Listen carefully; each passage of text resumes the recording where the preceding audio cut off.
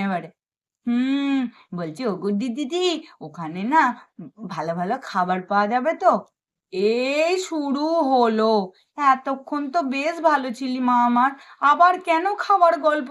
তোর এই খাওয়ার গল্প শুনলে যে আমার কান্না পায় রে। এই ধুর! তুই চুপ কর তো। একদম করবি না। আমার বিরক্ত লাগে জানিস তো? কেন করছিস এরকম? তোর সাথে তো ভালো করেই কথা বলছিলাম বল?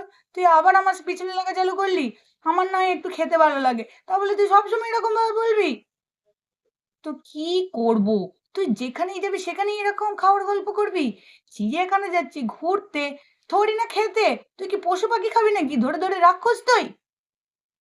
ওফ বাবা! তোরা আবার এই আমি ভালো মনে করলাম যে তোরা ভালোভাবে বসে আছিস, কি ভালো হয়ে গেছিস, ঝগড়া ঝামেলা করবি না। তোরা আবার শুরু করলি। ও মা আমার মাথা ঘুরছে গো! তুই এক কাজ কর, তোর খাওয়ার-দাওয়ার সবের ব্যবস্থা হবে। তোকে পশু পাখি খেতে হবে না, ঠিক আছে? চল আ এবার আমরা বাড়ি যাই। তোরা বসে, বসে ঝগড়া কর। এই না, না, না, না, না, না। আর ঝগড়া করব না। আমি আর কিছু বলব না। বসো, বসো, বসো। এই বলে তো গুড্ডি, মিলি, রিঙ্কি,